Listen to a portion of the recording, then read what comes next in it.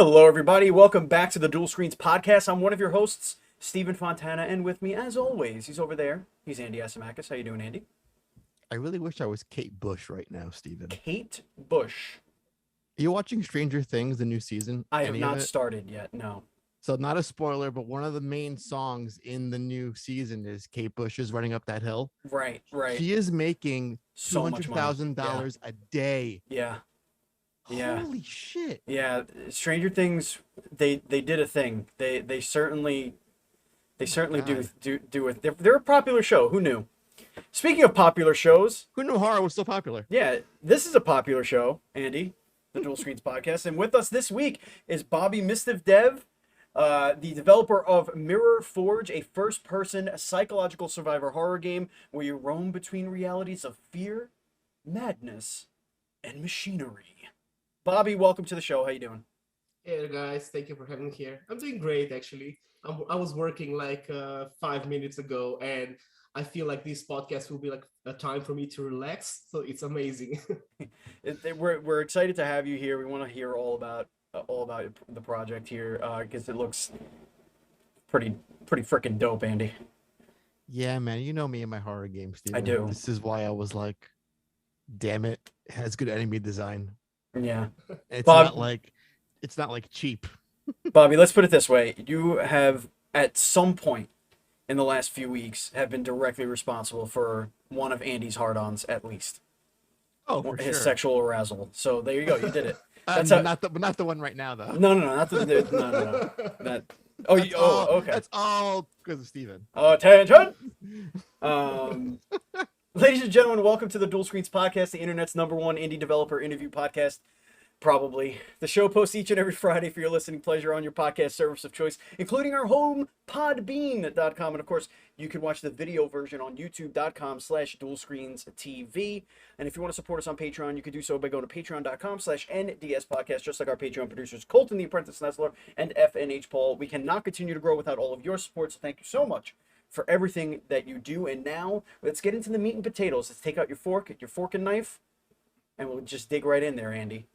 Do you have a lead-off question of the show? Do you have something you want to? Oh yeah, I want to ask Bobby, what do I get because this game is coming out on my exact birthday? On your exact birthday. It is not like around or near Day or and date. in the vicinity. It's day and date. Wow. So do I get it first before anyone else? A special That's true. care package?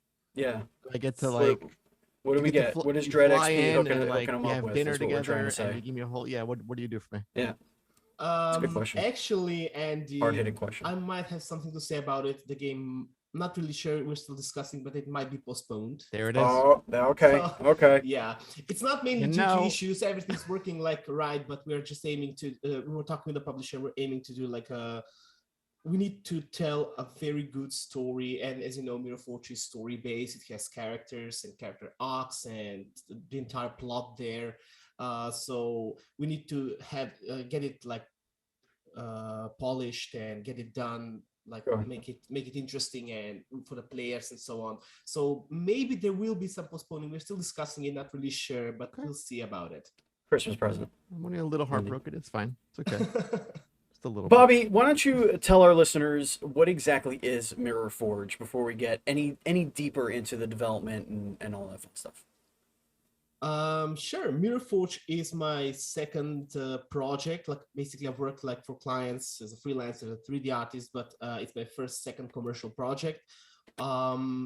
I might say the Mirror Forge is the reason why I currently have, as you can see on the camera, my eye bags. I'm a slow deaf, and I'm working like on Mirror Forge for 10 months now, sometimes like 16 to 18 hours a day. But I'm not complaining because I love my job. I love what I'm doing, and I love the horror genre. So Mirror Forge is a psychological survival horror game.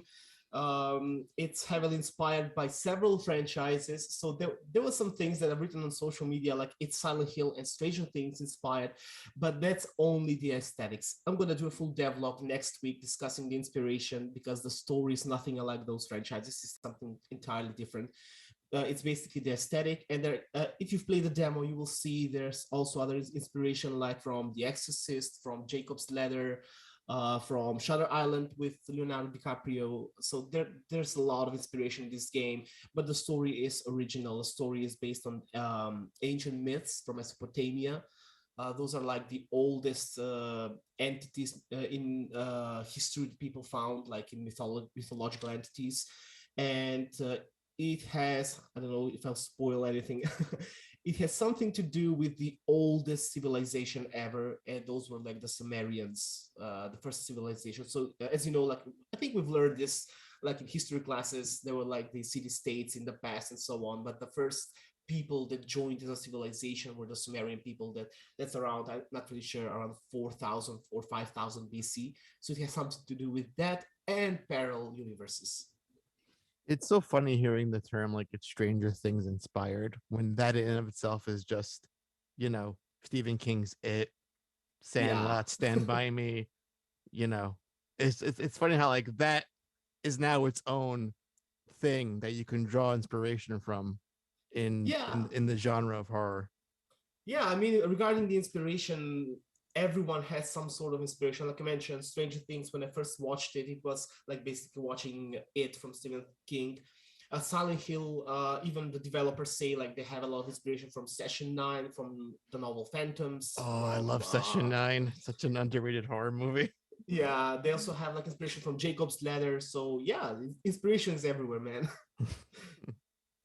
I mean, it looks dope. It looks like you have, you did say it's got the survival horror, so you do have some puzzle elements. You got to, figure out how to get from point A to point B. Yeah. That kind of, puzzle element. What kind of moment to moment action are we looking at for this? Are you solely trying to get away from the baddies? Do you have any sort of uh, way to combat these baddies, these disgusting, gross, grotesque Uh, but beautiful creatures that you've created? yeah, so in Mirror Forge, you're like a defenseless everyman in a Mhm. way.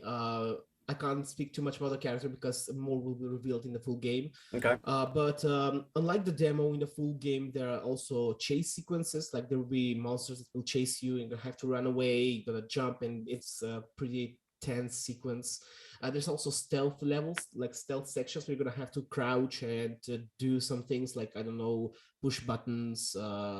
Try to avoid the gaze of a creature, which can instantly kill you. So there's also as opposed to the demo, there's also open world environments. For example, there's part where you get out like in the countryside and you visit the town of Gorberg, which is like the entire town designed, and there will be some events there. Like in Silent Hill 2, if you remember, you can go to Silent Hill and roam the streets and do some Hmm. quests there. So there's something similar in the full game. But primarily I'm a lover of stories. I can say I'm more like a storyteller, Sure. and when I'm building the characters, I'm looking at it from perspective like a writer, like an author, and I'm designing like before I start the character, I do like his character arc. What are his physical problems, what are his mental problems, which will be the obstacles throughout the game, how will he surpass them, both physical and psychological aspects of the character. So I'm building basically like I can say that I'm seeing it as a TV show or a book. So there are gameplay elements, but it's also heavily focused on a story. So and the story is like the main character. I want people to relate with him, so I want him to be relatable. But at the same time, I'm a huge lover of epic fantasy movies. You know, Lord of the Rings is number one for me. So or Star Wars probably. So I also implemented a lot of epic fantasy stuff into the main plot. So I hope that people will like it. Yeah. And regarding the monsters that you mentioned, every single monster is symbolically designed to represent the inner turmoil of the character. For example, something of his past. For Oh, example, that's cool. yeah, for example, the invisible monster that you meet in the demo, after the accidents that happened in his life, even his friends abandon him. No one sees him anymore. He's like a ghost to everybody, and he thinks of himself. He's torturing basically himself, thinking that he's destroying everything he loves. So that's the invisible monster in the demo. That's awesome. I have homework for everybody to do right now on the podcast. Okay, I want everybody to go to the Steam page.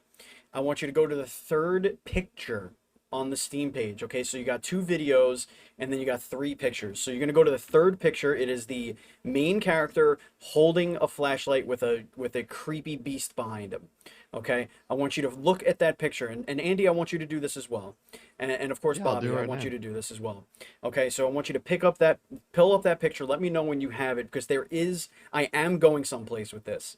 Okay, and listeners, I want you to on this journey with me. It is a very, very deep cut for a very specific group of people, but if when I walk you through this, you are going to see it, and I'm going to be excited. Okay, now once you have the picture up, I want you to now open up a separate tab and go to your Google machine, and I want you to put in Chris Kreider New York Rangers, or NYR. Chris Kreider NYR. There's a point to all of this. You're gonna put Hey. this in and tell me that this isn't who this main character is.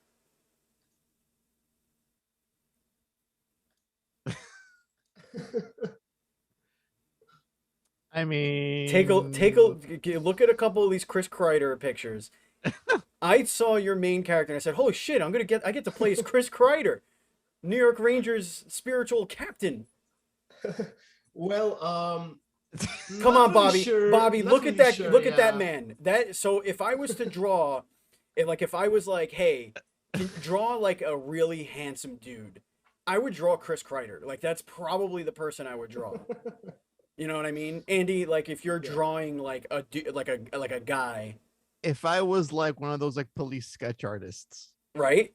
and It's just like and I was describing the main character from this game, someone would say, "Oh, isn't that just Chris Kreider?" yes, exactly. They look so simple and it's awesome. Anyway, I saw that and I was like, wait a minute. I did like a double take.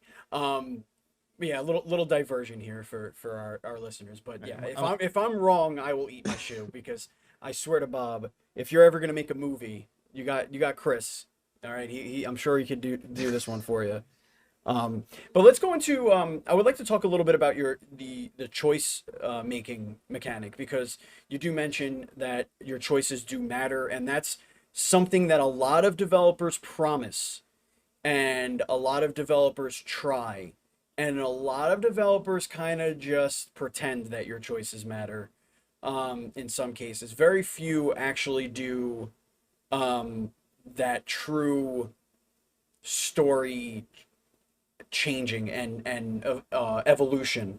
Um, like a Detroit Become Human, like they over there they usually do it where like you get like 5,000 endings, the Until Dawn situation like that all matters. So what kind of level of repercussions are our choices gonna matter in this game?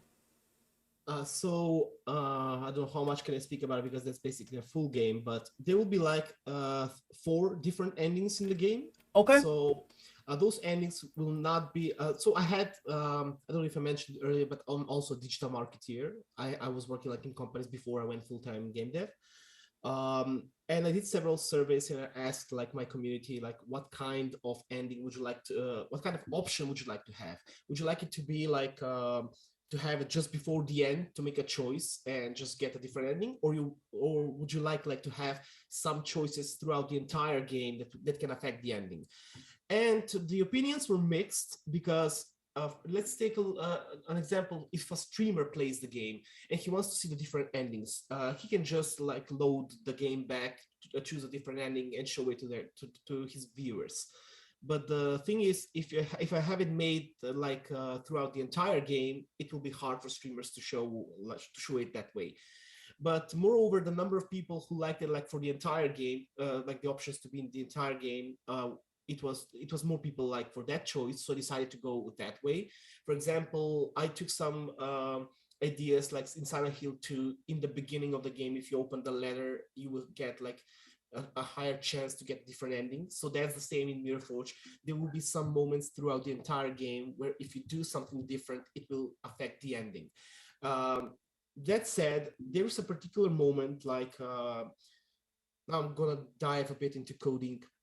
So you've done the choices throughout the game, and when you get to this moment, the program will check like which choices have you made throughout the game, and the one that has like most points, it will open the way. And every single ending has like, it's like, I see it like a branch, like branches. Sure. So it's not like a single level ending, but there are multiple levels. Like for example, there will be places like saying, um, you can go to this place via the sewers, you can go to the same place via the, I don't know, the countryside, or through some other path you can take. So it will branch out into different levels, and the ending will be different. There will be different fate for the characters in the end, based on your choices. I can't speak too much about the endings, but there's one Oh, ending believe which me, we don't want you to talk about the endings. Right. yeah. We just, Yeah, we, so I'm just it's best curious. if I don't. Yeah. I'm just curious to know like the types of choices and decisions that you will make. Is it are they dialogue choices? But you mentioned that it could be an item that you find. It could be a Yeah. path that you take to get from point A to point B. So they're not necessarily just simple narrative choices. They're actual. They're in some ways they're gameplay choices. They're just Yeah. like off the cuff choices that you may not even know are sort of influencing what your ending is going to be.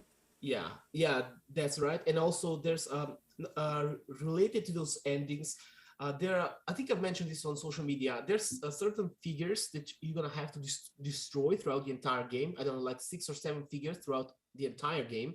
But you have a choice whether to destroy them or not, whether you will trust the thing that told you to destroy them, or you will just continue on your way. And that will also affect the ending, Sure. but not in a way like the ending, like for what will happen. But basically, in the end of the game, I'm planning on having a final boss, and it will be in a way, although you are defenseless, there's no fighting back, there's no weapons, but there will be in a way like a boss fight. I can't speak too much about it. It's not with shooting, but it's a A bit boss different. puzzle. Yeah, something like that. So it will attack you and do damage. But depending on how many figures you've destroyed, um, the form of the monster will be different. So that's another like difference, like in the endings. That I'm hearing replayability here, Andy. I like that. That's very Silent Hill 1. There was like multiple actual different looking bosses depending on things you did throughout the game. Yeah. Um, I do have to ask because, it's hard not to look at a game like this and think of every other first person horror game that came before it. I mean, we've had games like Amnesia and um, Layers of Fear, and then when PT came out, that was like there was an explosion of first person horror games. How do you set this apart from other ones that don't invite the it's a copy, it's just we've seen this before, it's nothing new? How do you innovate the space in Mirror Forge? So the difference here will be probably the features, like you're gonna use mirrors to travel between dimensions. Like I mentioned, the multiverse plays a very important part in the game. You will also use ancient artifacts, like to reveal some I can't speak too much about it. Some particular moments that happened in the game, and it will also be like collectibles. So you mentioned replayability. There will be a lot of collectibles in the game, and you're gonna have to use specific things like to get them. So there's like this ancient artifact that you use like to cause a blast wave, and it reveals some things. There's the storyline, and as I mentioned, there will be like a mix of several. I must say, like for me, they were very interesting things, like the Mesopotamian gods and so on. So basically, all these things combined together bring something new and fresh in the horror genre. And when people compare it, for example, I mean, they haven't compared it yet, but if they do compare it, like to PT, I don't know, I might say that it's not so much like PT, but it's more like a combination of Outlast, of PT, of Layers of Fear, of probably I have a lot of sci-fi elements in it, like Soma. So yeah, it's a combination of all Soma's a good those. one. Yeah. Soma's great. I have an interesting question, and I Hope so. I actually asked this of all of our horror developers as of late on the show. How do you know that it's scary? How do you know that what you're doing is effective horror? So I'm a huge fan of horror. I've watched like almost all the movies from since the 80s all the way up till now. A lot of movies. Yeah, I love watching horror. But basically, I'm watching the horror not because to get scared, but in the past few years, I'm more like analytical and seeing what scares people. How do I build the ambience and until that moment when a jump scare happens? I'm trying to avoid. I'm trying like to avoid not. I don't want to have too many jump scares in the game. So it's the atmosphere that's important. And again, the story. I want people to enjoy the story of the game because it's story-based game. And I also did like I visited like over 300. This is funny. Over 300 streamers and watched them play the game, and I analyzed every single step. So I was watching. Okay, so this wasn't that much scary. I'm gonna change this for the full game. Oh, So yeah, interesting. I was doing basically analysis. I mean, that's part of the marketing. I might say the Right. marketing experience I have. I was doing analysis and I was doing like surveys, asking people around, and I gathered all this data, check it out, see what will perform best in Nearforge. This is why you work 18 hours a day, dude. Yeah, I know. Even friends started calling me workaholic, man. Self-imposed crunch over here. Yeah. What was your favorite streamer moment? Like just one thing that just had you beaming with joy or laughter. With laughter, there's not a single streamer, but 90% of the streamers were terrified and had amazing reactions with 2 jump scares in the demo. And those jump scares, like there was one streamer who literally jumped from his chair and went away like back from his chair, and he like knelt down and was taking deep breaths. It was oh my god. I think my heart was gonna get out of my chest, and I was laughing so much to his reaction. It was amazing. Do they know you're watching, or you're just like hanging out in the background, like, all right, I'm just kind of creeping, lurking around, and Usually I'm creeping Good. until all the way to the end, and when Perfect. I reach the end, I have communication with them. Not so much about like to how do I say it? Basically, I'm talking with them because I want to make friends. I want to have interaction with them. I love gaming. I was a gamer too. I mean, before I was a developer. Now I even don't have the time to do anything. So I love watching them play games. So yeah, that's why I join the streams. That could be you, Steven. You should play more horror games, dude. I feel like because you don't like them as much as I do. All right. The jig is up, and the jig is up. I do like horror games. Okay? I know. It's a shtick. It's a shtick because people tune in to see people who don't like horror games play horor games. Right. I don't like seek them out, but when I Yes, play them, I'm like, that's the ooh, difference. this is because I love games like Phasmophobia. I love the Resident Evil franchise. Like I love that kind. I love the Until Dawn, type stuff. But like I typically don't like body horror in like movies because it's too real, and I'm like, ugh, I don't want to see any of that stuff. But a game I could kind of, I could go through with it. But yeah, I think this might make for a good spooky night. I am a bit of a baby though when I am playing them. I do kind of look out of the corner of my eye a little bit at the screen. Like I don't want to open doors and or anything. Yeah, I mean, nowadays people usually go to streamers just to watch their reactions to a jump scare. But I was so surprised and so pleased when I was watching. There was this particular streamer who was analyzing the entire story of the game, and they were like communicating with their community and giving like ideas and suggestions what this might be, what that might be, like basically like an analysis of the game. And I felt so pleased because people were basically discussing the story. They were not so focused on just the jump scare, and that was one of the best moments I had, like when going to streamers. At that point, do you say to yourself, "Oh, that's a better lore idea than what I got cooking in my head. I'm gonna take that." Definitely. I'm just looking through the screenshots. Yeah. So cool. You mentioned earlier in the show about a potential delay for the game, which of course crushed, heartbroken. How do you know that is approaching, that there's a potential for a delay? Is it just you have the release date, you see your workload, and you say to yourself, you know what, this isn't going to make it, or you want to add more to the game? How do you know that this could potentially be delayed? Actually, it's all of those things combined. I want Mm. to add more, and I want to have it like polished, Mhm. and I want to. So there's as a publisher, DreadXP has an entire QA team who's testing the game, Mm. and they're like nitpicking every single stuff. So it's not about major bugs. It's mainly those small details, you know. Right. And for example, since as a solo publisher, as a solo developer, this is like a huge project, and it will be like only the main story without the collectibles. It's like over 6 hours long. So that's 6 hours of gameplay, only the story. And there might be moments like, for example, when I'm writing the story, I might forget some part that happened in before, and players will be confused. I might say, that didn't happen. So we need to like thoroughly do a detailed testing and see whether everything's okay. And that might take quite some time. So that's why like we are having some talks about postponing it, although it's still not set in stone.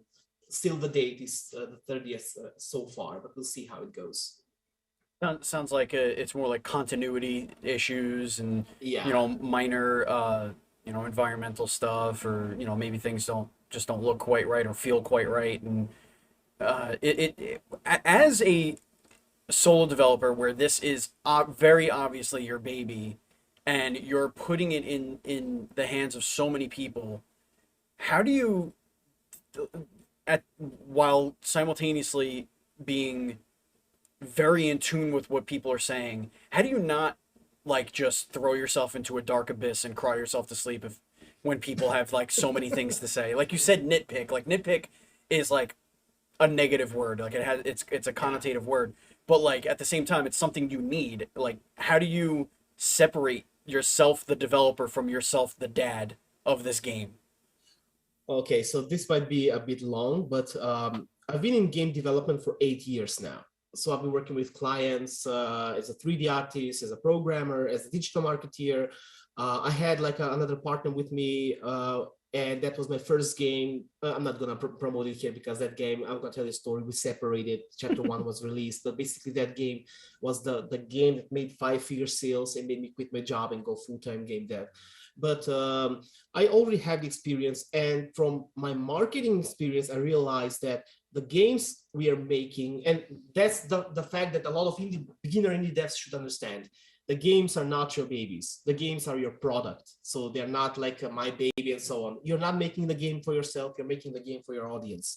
So that's the way I see it. Sorry.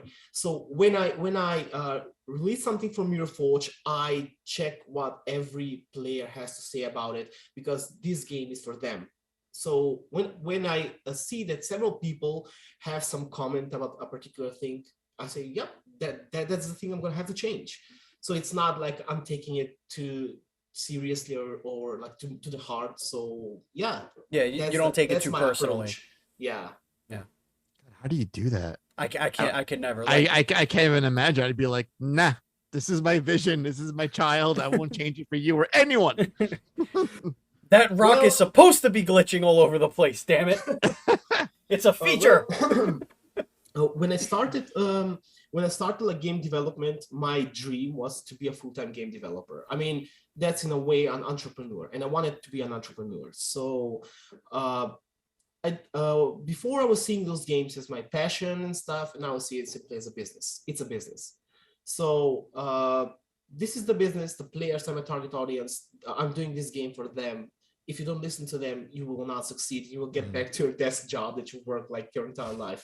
So yeah, that's the way like I see those things. And so like I mentioned, I always wanted to be a game dev and entrepreneur at the same time, and so far it's going great. I mean, I can't even believe that 2022 has been such a successful year for me. I didn't really expect that. Where do most of your ideas come from?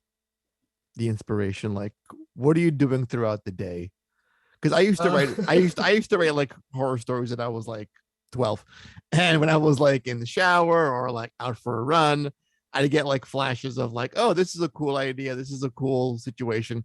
When does your muse step in during the day to give you some ideas? Not so much during the day, but usually it comes like before I fall asleep, and I have Mhm. like a recorder or a note next to my bed just to write it down. Oh my god. And one thing, I don't know if I should say that I'm proud of. I don't know if it's proud because it's bad for your health. So don't listen to me on this. But what lately, like this past year or maybe 2 years, I've been sleeping like 4 to 5 hours a day. So that's only 4 to 5 hours. I usually go to sleep around 4 a.m. in the morning, and I wake up in 9 or 10, and I just keep on grinding, keep on grinding. So usually inspiration comes at night, and before I fall asleep, I tend to either watch some film just to relax or read the books. So now I started rereading Phantoms from Dean Koontz. So good. Yeah, that's a great book. A few weeks ago, I read The Exorcist again, Oh man. and yeah, so that's like where do I get inspiration? I'm not scared of the books because I don't believe in this stuff. I don't believe it at all. The only thing I'm scared in my life is of sharks. That's my only fear. I'm scared of sharks, and I've never seen a shark in my life, like in real life. But my trauma, I might say, comes from when I was a little kid. I've watched Jaws movie, and it stick with me. And now when I go like on a vacation with my girlfriend, and she goes a little bit deeper into the sea, and I'm terrified, and I always scream like, "Come back! We don't know what's beneath our feet." So yeah, sharks are the only fear I have. I had such an irrational fear of Jaws as a child, like sleeping in bed. It was water all around me. He was swimming around the bed. Yeah. That's how much it got me as a child. Like I would step into water off of my bed, and Yeah. a shark would be there waiting to gobble me up. Yeah. I mean, even today, I'm still afraid of sharks, and although I haven't seen one in real life. Yeah, but sharks are so far away. You're not even, I mean, your background notwithstanding, but you're not near water. Like, you know, Well, I go on vacation. I go on vacation like every year, and surprisingly, my girlfriend always wants to go to the sea. Why can't we go up the mountain? We need to go to the sea, and there are sharks in the sea. Yeah. I remember the aha moment where I was like, "Oh, I don't have to be afraid of Jaws anymore." Was in the first movie, I caught when Jaws is chewing on at the very end on the big canister, Yeah. and I saw that his teeth were clearly rubber, mm, like because they're just bending on the thing. I'm like, right? huh, Steven Spielberg. That's interesting. And I was like, oh wait, sharks aren't really that big. Yeah, no, well, I'll be okay. But I used to be afraid of the sharks in the pool. Like that's how stupid I was as a child. Like in the swimming In a pool. swimming pool, I'd be like, no, I don't want to sharks. The shark will get me in the pool. Dude, yeah, yeah. I talked about this fear to a friend of mine, and I told him like I'm afraid of sharks and so on. And he told me, you know why? I used to be afraid of sharks too, but now I'm no longer afraid. And you know what's the reason?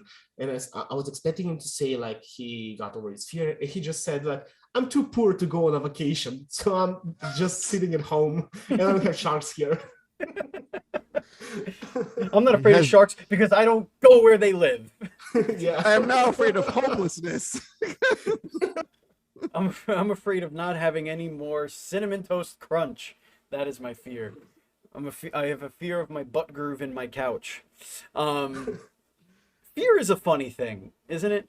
Fear is fascinating. Fear is fascinating because Mhm. it almost feels good to be afraid, even when the fear is real and it's not. So like, I'll give you an example. Um, Over a decade ago, my house was struck by lightning, went on fire. Okay, and I was at work when I was home when it was struck by lightning, but I was at work when they realized that the house was on fire. Like I had already left. Like it took so long for the fire to start. It was like smoldering and then boom, started. Um, and I got that phone call, and I remember running back from work. I worked like 15 blocks from my house, and I remember running back and having that adrenaline, having that fear, getting to the house, seeing it like kind of on fire still, and like everybody doing that thing, and you have that fear. But then after it's all said and done and everything's okay, it's almost like a restorative sort of cleansing of your entire conscious, and like you're just in this like weird brain state of like overdosing on adrenaline, overdosing on endorphins, and just, you know, fight or flight. Like it's that fight or flight, you know. And Yeah.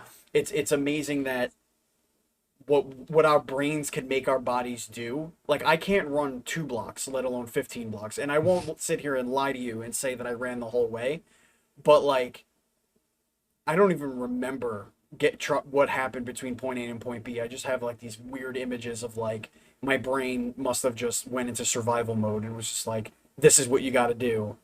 Yeah, the adrenaline, Yeah. definitely.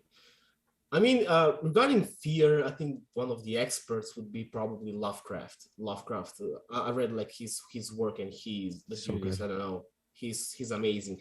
And what was his quote? Like about the fear of the unknown. Like we live on a placid island of ignorance, something like that. The dude is a genius for horror specifically. Not so much about jump scares and stuff, but the way he describes it and the way he dives into horror is such a unique, I don't know, creepy way, you know? He had a So way of describing things that were just so impossible to the human brain. yeah, Like it was a definitely. thing that really could not exist in our reality. And it was like the character was struggling to find the words to describe what he was looking at Yeah. in his stories. Um, what are some of your earliest memories with horror? Like, you know, because I've been a fan of horror since I was a child, and you know, I recall like watching Child's Play as a kid and Nightmare on Elm Street, stuff like that. What got you into the horror genre as a young Not little really boy? sure. I can't. Probably it was. I think I was watching Friday the 13th back then, and Nightmare on Elm Street. I think it was those horrors, and maybe it was back then that I watched The Exorcist. Not really sure. I can't really remember. But nowadays, I have like a different view of horror. Like I don't like those slasher movies. I don't like slasher movies. I like mostly supernatural movies, Mhm. like with ghosts and demons and possessions and Mm. so on. Not that they terrify me, but I find them simply more interesting, Yeah. and like the story and what could be in a way, something like that. So one horror that truly like got to me when I was a kid back then, probably I was a teenager, not really sure. The Exorcism of Emily Rose. I Yeah. Oh mean, Yeah. yeah, Yeah. the it's a good scenes one. back then and her acting, the actress Jennifer Carpenter, I think it was. I'm not really Yeah, sure. from she's from what's that show? Dexter. Yeah, Mhm. Yeah. yeah. Hmm. Her acting was amazing. Amazing. And it really got to me. That horror was really terrifying. Another horror I also remember watching as a kid was The Ring, some with Samara and stuff. And that film was also good. There was also The Grudge, I think. Hmm. So those are all amazing movies, you know, quite interesting to watch. And I think that Asian people like Japanese, Chinese, they have the best horror out there. I mean, better than everyone else. That horror is, I don't know, it's so creepy to watch it. You Yeah. got They're artists. you got to watch some French horror. The French do horror really well too. Yeah, I Very, very haven't well. watched one. I recommend. You should watch what's a good one? What's a slasher though? High Tension's a good one. Martyrs is another good one. Inside is a really good one. Yeah. Just spend the weekend and watch some good French horror because they do a lot of body stuff that Steven is gonna get all Listen, I throw saw. uppy about. Yeah, like I saw. I forget it was the one with the cannibalism, that movie with the woman, with the dancer, I think. Yeah, What was that what was movie the Oh, is it called? name? a recent one? Yeah. Raw. Mm, Yes. Yeah. Yes. Hmm. oh, Raw, I Raw. saw a scene from that and I wanted to die. I wanted to legit. I was done. I was absolutely not. She's pulling out somebody's hair out of her mouth, like throwing up a scalp. Like, no fucking thank you. Goodbye, sir. I said good day. I would rather 1, 2, 3, 4, 5, 6, 7. I'd rather that all day than somebody pulling out a goddamn scalp out of their throat. Absolutely disgusting. What just happened? We talked previously about Lovecraft, and Yes. one thing I can say is that Mirror Forge has a lot of inspiration from Lovecraft too. And even oh my god, I can say this probably, the main enemy, the main antagonist is Lovecraftian style. Oh, okay, cool. So I can tell you, like, I don't know if I've told this before in another podcast, but Mirror Forge wasn't always Mirror Forge. When I started that project, like I had this idea. I was having two project ideas, and I reached out to my community and asked them, would you like to go with horror or, I don't know, maybe some platformer style? And they went with horror. And then I did another survey and I asked them, like, actually before the survey, I started the horror and it was called The Endless Dreamer. And it was going to be with Azathoth and Cthulhu and so on. You start like in the 1800s on an island, so on. And then while I was developing it, there's something in me telling me, like, I don't know if this is right or not. I'm gonna ask the community, and I did surveys, and it turns out that Lovecraft is quite good author, but it's not so popular nowadays. And surprisingly, I got like 70% of the people say, like, we want like horror with demons and ghosts, not with Lovecraft. And I said, okay, it's time to change the project. So The Endless Dreamer became like project. It was a Mirror Forge back. It's basically a horror project. So I was thinking, like, maybe if I go with ghosts and demons, it will be too cliche, because nowadays every book, every movie is with ghosts and demons. I wanted to do something different. That's how I ended up with the Mesopotamian myths, like I started researching and so on. And when I combined it with the sci-fi elements, I again reached out again to my community, did several surveys, written down several names which are tied to the story, but which are also search engine optimized. You know, so when someone types on Google these words, I was making sure to pop up the first on Google. So Mirror Forge was one of them, and it got most of the votes. So basically, in a way, the community chose the name. So Mirror Forge is chosen by the community. Yeah. Welcome back, Steve. Yeah, sorry about that. My power strip fell out, or like my little power thing fell out of the wall.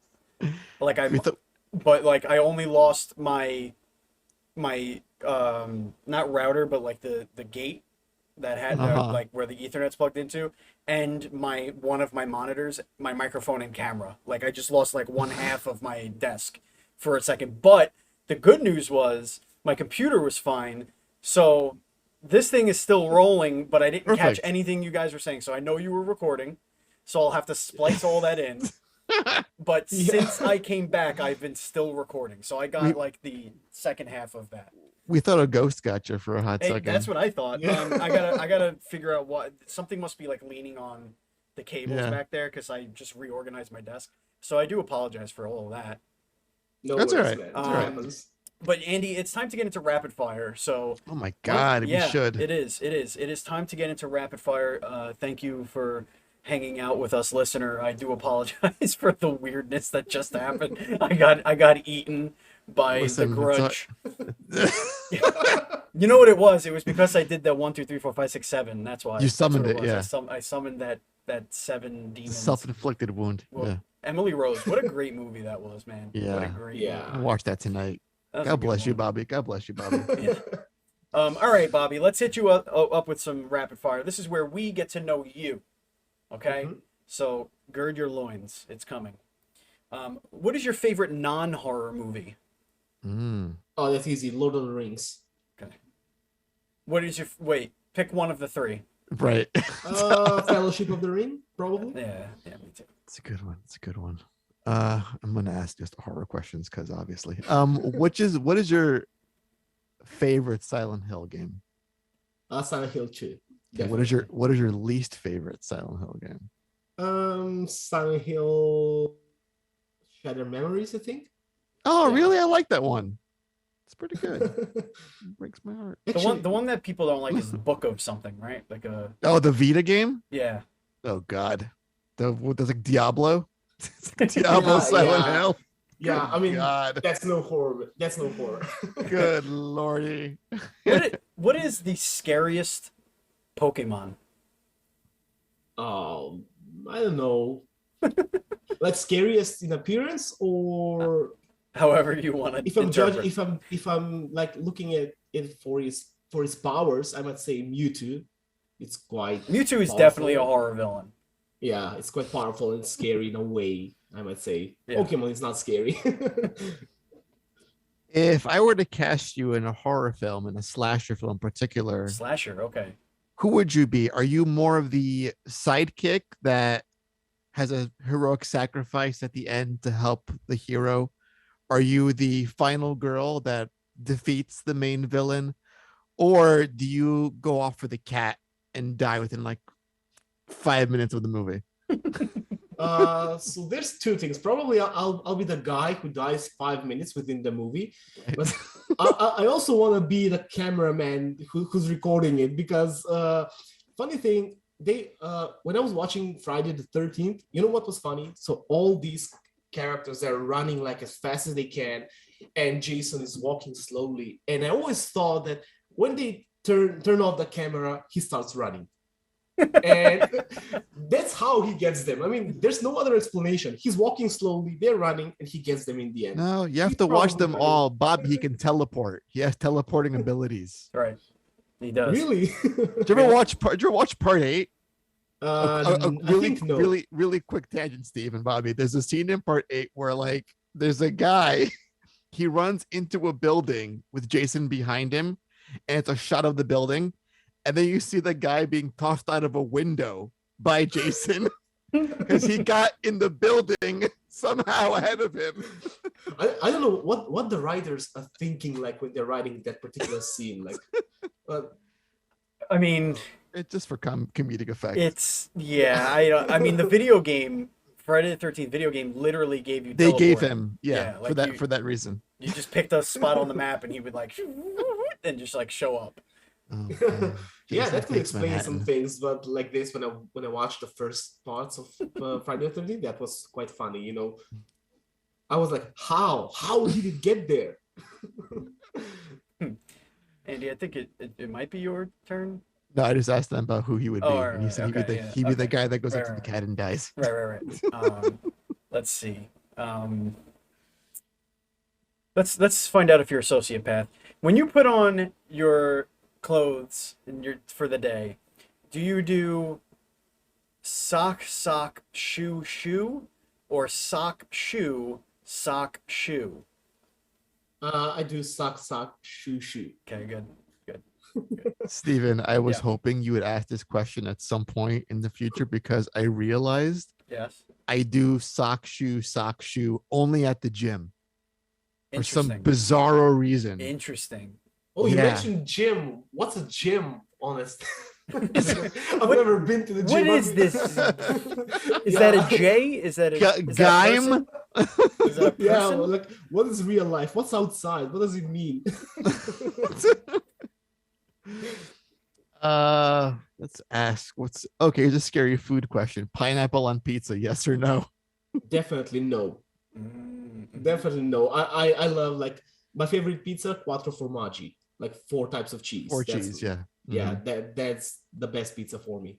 Mm. Although I'm a meat lover, I love eating meat. Me too. Sure. Yeah. But when I choose pizza, I go with the 4 cheese pizza. All right. A cannibal has captured you and murdered you and is going to serve you to its community. What do you hope you taste like? Like Chris Kreider? Oh God.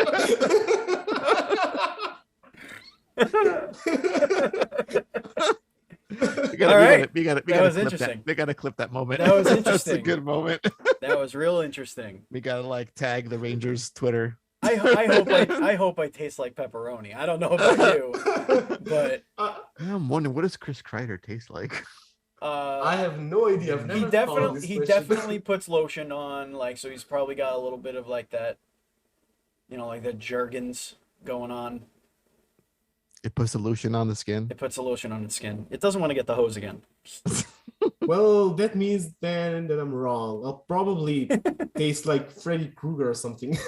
Ah, Which is also Lotion. pepperoni pizza. which is Yeah. well done. All right, a well done person. Got it. Understood. Andy, your turn. That's one of my favorite Nightmare on Elm Street like trivia's. Like when they were designing his face, they were literally like playing with pizza at a pizza shop and like just playing with the cheese. Like this is what his face should look like. And that's what it was designed after. It's a fun fact. Yeah, it's cool. Bobby, do you ever like scare yourself for no reason? Like I'm in the shower, I'm like, eyes shut. I'm always like, there's a killer behind the curtain. Do you do that to The yourself at power all? of the mind. Or is it just my stupid, crazy, psychotic brain?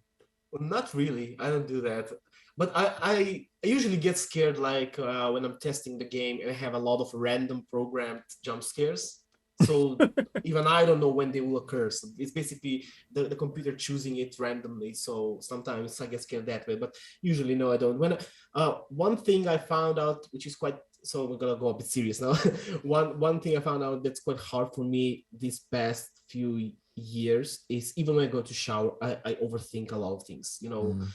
So you go to a shower and I'm thinking like, would this be good for the marketing stuff of the game? Would this be interesting, this character, so on?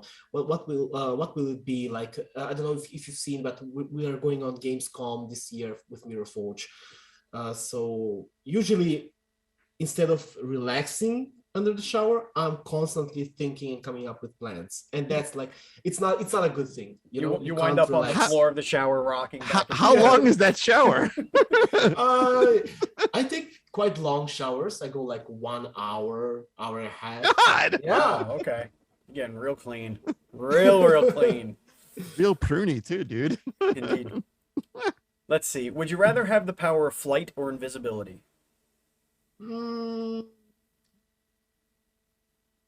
The power of flight, probably. Hmm. Power of flight, so I can visit all the friends and all the people in the world that I know. Yeah, but if you're invisible, you can hide from the sharks. Oh, that's simple. I will not You go can in the fly deep- above the Fly shark. over the sharks. You can just get up there with a spear and just start throwing spears down. You can shoot them with a gun if you want. That'll be easier for them. That way, this way, I can just fly above them and like laugh and take that, suckers. Giving the middle finger at the bunch of sharks. Yeah. Name one of your favorite and also underrated horror games. Oh, this one's hard. Hmm. I don't know which one is called underrated. What was that game called? Not Deception. It was Devotion.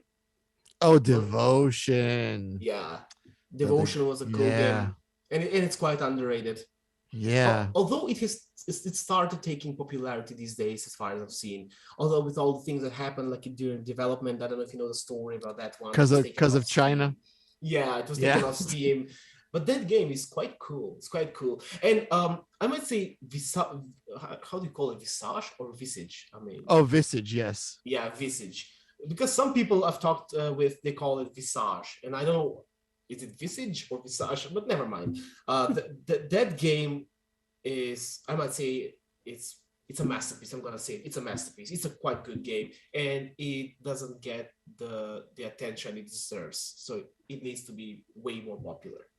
Wow. All right. All right. It is now time for the final question of the show. Bobby, I hope you are prepared. I hope all of the lack of sleep has made it worth it, because this is what it's all about right here. This is where you're going to make or break your game right here, okay? Mm-hmm. Depending on your answer. People are going to either flock and wishlist this game, or they are going to leave you in the dust and play Fall Guys I'm ready. free to play. Okay. The question is, it's simple. Okay? A baby can answer it. A baby has answered it. Kind of. The question is, Definitely. Andy or Steve? Both. All right. Okay. We'll take it. We'll take All right. it. Put that in the doc. Put that in the doc. Ladies and Was gentlemen, it fast enough? Was the answer fast enough? that's the only reason why we're not contesting it, because you didn't make a big to do about it. Okay. Right. So did you kind of break the rule? Yes, you kind of broke the rule, but it's okay. A little bit. Both. He's a rebel. Maybe Bobby interpreted it as, who do you want to fight to the death? And he's like, both. Both. I want to take you both on. I mean, Like, even if I fight one, I'm gonna die anyway. So what does it matter? No, you won't. Ladies and gentlemen, that's going to bring us to the end of the show. If you want to follow us on social media, we're at Duel_Screens. I'm at Batchild27. Andy is at PantsGuy. Our Facebook group is facebook.com/groups/DS podcast. Again, our Patreon is patreon.com/Duel_Screens, not NDS podcast. I keep saying that because I've been saying it for like 4 years. It is at Duel_Screens now. Please go to that one, not NDS podcast. Patreon.com/DuelScreens. And of course, YouTube.com/DuelScreensTV. Bobby, where could everybody find you? Where could everybody find Mirror Forge and all that fun stuff? Firstly, thank you for having me here once again. If you'd like to try, there's a free demo on Steam for Mirror Forge. If you like to follow the progress about Mirror Forge, you can follow me on every social media you like. For example, there's Facebook.com/MystivDev. There's Instagram, there's TikTok, Twitter, YouTube, and everywhere it's MystivDev. Just write a MystivDev, you will find me there. And I do constant updates about the game. I also do game development and digital marketing content if you're interested in that. So feel free to follow me there. Awesome. Thank you, Andy. Thank you, Bobby. Thank you, listeners. Thank you, viewers. And as always, please be excellent to each other.